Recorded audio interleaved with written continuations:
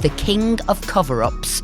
The man who can't answer a question is now covering up the bald patch on the back of his head. It was a man who hadn't a clue, a man who'd given up, a man who is an empty vessel. Starmer is no longer the Prime Minister, and Ed Miliband is. You know, she is Rachel from accounts. I would make sure that she was barred from ever working in finance ever again, and she is running the country like a Ponzi scheme. PMQs now is bristling with fury. He is so weak, he's the first person to be pushed around by the Energy Secretary. Either he's lying because he doesn't want to give the answer, or he doesn't know the answers. Either way, he's not a leader of a country. Starmer cannot give a straight answer to a straight question. People are now calling him Mr. Crooked, even asking, does this man even lie straight in bed of a night? Starmer can run, but he and his government cannot hide.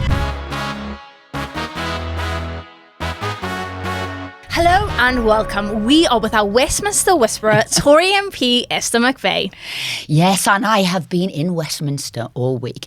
And what's, I think, interesting, you have been watching it as a journalist and I'm watching it right in the thick of things. So to me, this week has been about the breathtaking stupidity and hypocrisy of the Labour Party not wanting to drill in the North Sea, prepared to push us into poverty, prepared for gas prices, electricity prices, everything to go up and push our manufacturing overseas. That is what a Labour Party, a party for the people, is prepared to do. And what is interesting is the fallout within their party, but most important now, the trade unions know they are stupid, and waiting in the wings is Angela Rayner giving Starmer a good booting, as she is now aligning, which she always was, with the trade unions, maybe to be the person to take over Starmer. I watched PMQs. It was a feisty one. Yeah, it certainly was. And what keeps happening, Starmer is not answering any of the questions. Starmer cannot give a straight answer to a straight question. People are now calling him Mr. Crooked, even asking, does this man even lie straight in bed of a night? Because he can't give those answers. Kemi, at the very start, said, I asked you 6 questions last week. You did not answer it, which they didn't. And then obviously Nigel Farage asked a question, and all of the reform team, I'll call them, all of those MPs, walked out because he didn't even answer the question again. Exactly. And the question that was asked, he said that 70,000 people under Labour have arrived via small boats, just 1,000 in the last week. And he put it to the Prime Minister, what is his plan over summer to smash the gangs and stop the boats? And his answer was about Iran. And that was what he kept saying to Kemi. The answer was Iran. Never anything that anybody had talked about. And this is why PMQs now is bristling with fury. It's bubbling with answer because they see a man as a complete incompetent. Either he's lying because he doesn't want to give the answer, or he doesn't know the answers. Either way, he's not a leader of a country. And then the image that we went to, and we're all off now on Easter recess, and I think this picture will plague Starmer forever. When he collapsed into his hands, it was a man who hadn't a clue, a man who'd given up, a man who was an empty vessel. But that literal collapse into sort of nothing, I think, will plague him, just as Rachel Reeves' tears had plagued him. And I think the other thing is now the big question, which people are asking about, even maybe more so than that collapse, because he's a man devoid of answers, is the man wearing a toupee? There is a picture going about and they're saying it looks like a toupee. What do you think? I'm telling you, I think it does look like a toupee. But all I would say is the king of cover-ups, the man who can't answer a question, is now covering up the bald patch on the back of his head. I did actually get in touch with a friend of mine mine last night who is a hair loss specialist. And she said, well, round the front, it's definitely a good head of hair. And she said, I can't work out at the back if it is a toupee, if he is losing his hair right, or if it's just a really bad haircut. But I couldn't understand. You go to a hairdresser's. I can't understand why it would be such a bad haircut. But obviously, we need a little bit of fun. And that is it, the back of his head. Please do chime in and let us know what you think. Is it a wig or is it not a wig? We also, I do want to just... To toupee or not to toupee? That is the question I like for our viewers and listeners today. Well, next, we're going to dive into energy, but I also just wanted to say that peers had voted to back decriminalization of abortion as part of the crime and policing bill, which we will loop to in a bit as well. Because the themes that came up this week, deeply sad, was death. Death of the economy, which Rachel Reeves is overseeing, and also death of our moral compass. And that is this basic decriminalisation of abortion up to birth. So people are saying it is an abortion up to birth. And also Labour is trying to ram through this deeply flawed assisting, and I will call it assisted suicide bill, because that's what it is. And either way, I thought, gosh, this is meant to be the party of vulnerable people, the party of women, the party of disability groups, the party that looked after palliative care. And what is it doing? Death either side of the lifespan, abortion to the elderly. But we'll come on to that later, because there's a lot bubbling up, and how the youth in the UK are taking an opposite moral stance and starting sort of pro-life groups in university. Let's start with death of the economy, though, and we'll loop back to that. Oh, well, this is really, Rachel Reeves came in to do a statement. And Rachel Reeves now is also somebody who's hostage to her department. When you watch her give answers, she seems unable to do it. She's got to check and turn with her other sort of treasury sort of ministers there. And she now, because of her tax-busting budgets, we're all, she's destroyed the UK economy. We're now borrowing 2 billion more this February than we did last February. And that is despite getting tens of billions of pounds in more from tax. We're still overspending. So I would say to you, the economy is bust already. And we saw that there was a damning report out today that says the UK faces the worst hit from the war in the Middle East among the world's major economies.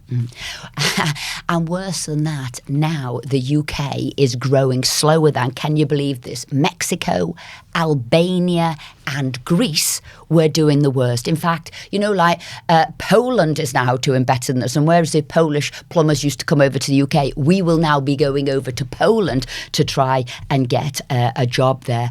And I think if people looked around at the moment and saw the potholes in the road, if they looked around and saw sort of the pavements and how, I will say, tatty the UK is looking, whether you're driving around London or your local sort of village or your local town, you can see that we are bust and that we haven't got the money to pay for things. I mean, we didn't have the money to put ships when we had our defence bases attacked. We weren't doing anything. We literally 2 weeks later got one ship out into the Mediterranean. France got 20 in that day.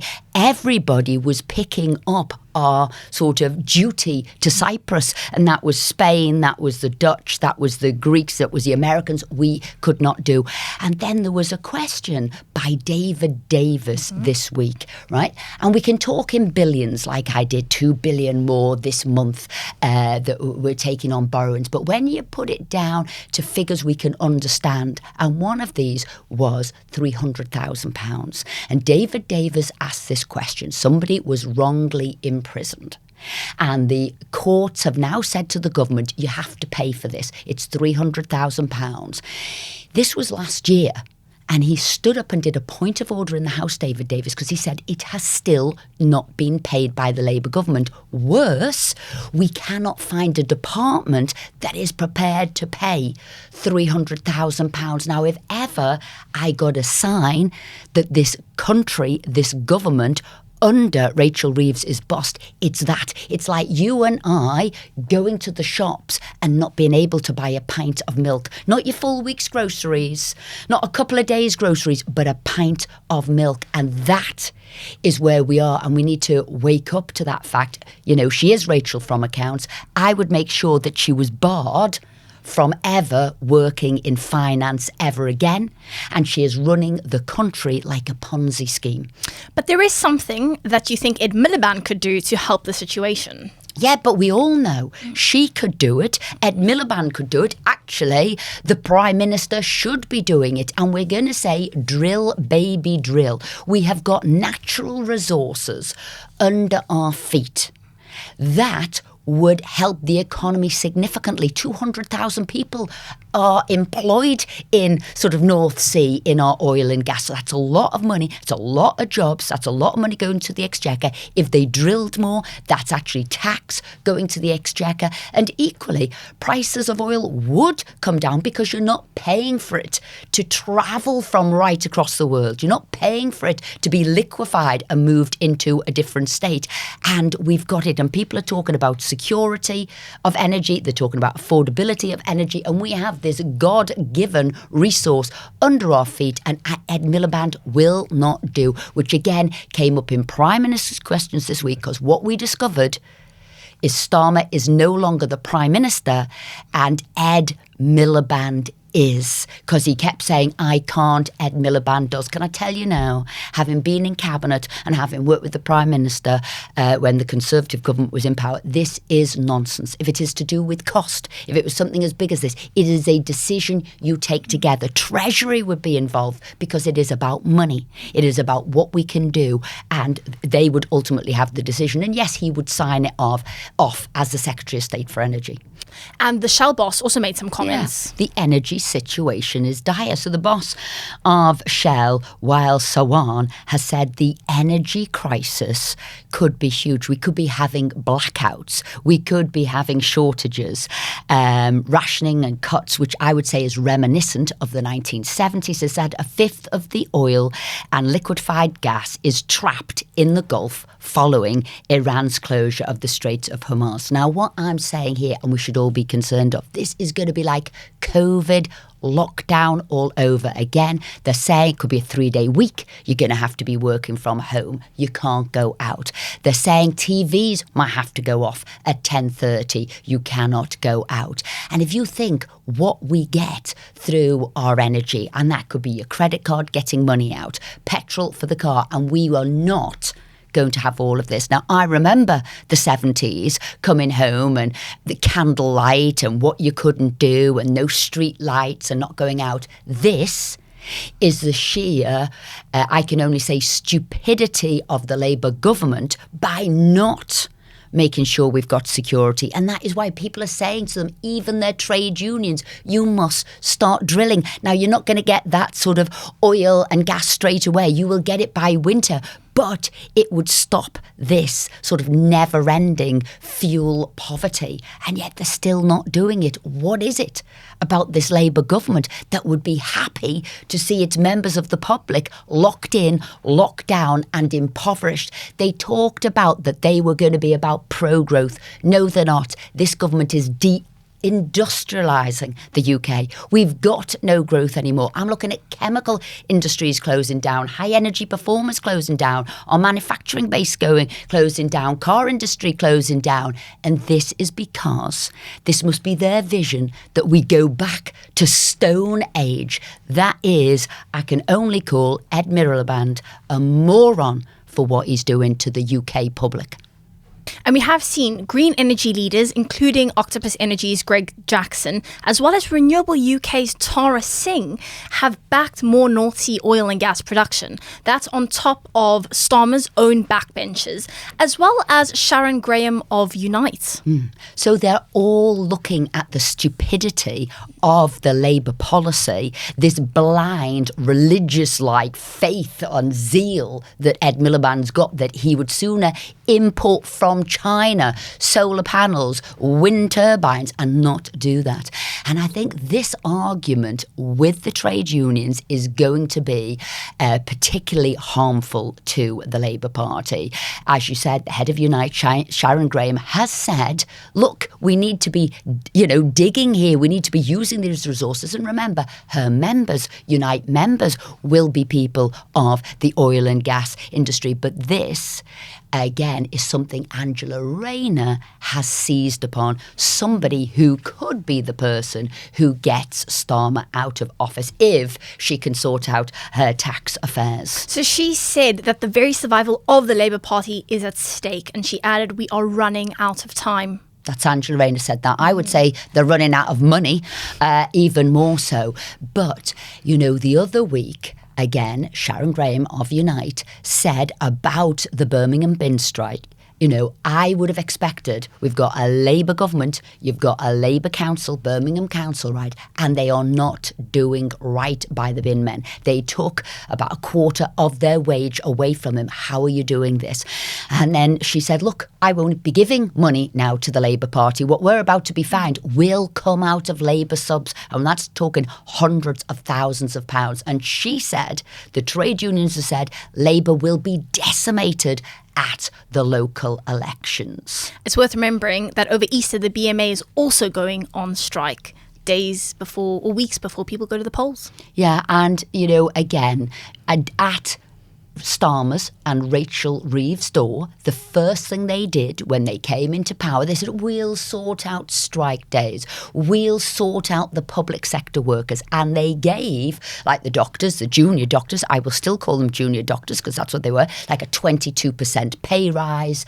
And what have they done? They've paid them back with more strike days because they want a 29% pay increase. Since Labour have come into power, despite collapsing and handing over all this money to the public sector workers, they've had over 1 million days of strike action. No wonder, again, we're poor. No wonder productivity is going through the floor. No wonder you've got delays in the health system. And I know Labour lie about most things and they will tell you lists are coming down. They are not. People fundamentally are now having to pay and go to the private sector because they're in that much pain. Tell me a bit about the death of morality that you mentioned earlier. Yes, now this, I think, is, again, deeply disturbing and usually sort of, we were coming to recess, so lots of things came out. And the vote in the Lords, which was to basically vote to decriminalise abortion. And I'll talk about this because this sort of came about really because of COVID and the changing of the laws.